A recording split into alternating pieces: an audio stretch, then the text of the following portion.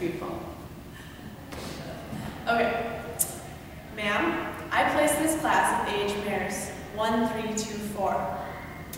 I found that this class had an easy top horse that easily outranked the others in terms of balance, muscling, and quality. There was a close middle pair and an easy bottom.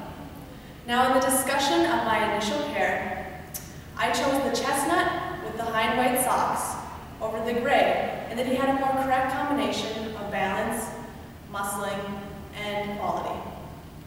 Being more specific, he had a more refined head with a cleaner throat lash that tied into a longer, leaner neck, and a shorter, stronger back and a more rounded croup.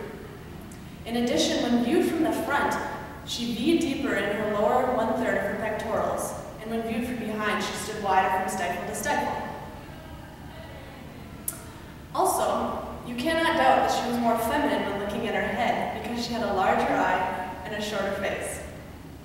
Moving on to my middle pair, I chose the gray over the bay, and that she more closely followed the type of my top from a balance and structural correctness standpoint. She was more sloping in her shoulder, and she was deeper in her heart girth, having more capacity. In addition, when viewed from behind, she stood straighter on a wider column of bone. I will grant that the bay was more feminine in her head and neck, being more refined. Also, she may have been more muscled. Moving on to my final pair of bays, I went with the bay that more closely followed the type of my other two from a balance standpoint. She was more correct in her longer, leaner neck, sloping shoulder, and she stood leveler when viewed on the top, from the profile over her top line.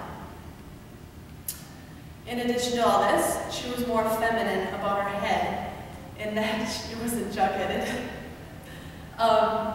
And finally, I placed the 4-horse last because she lacked the balance and quality of all the other horses, and that she ran downhill over her top line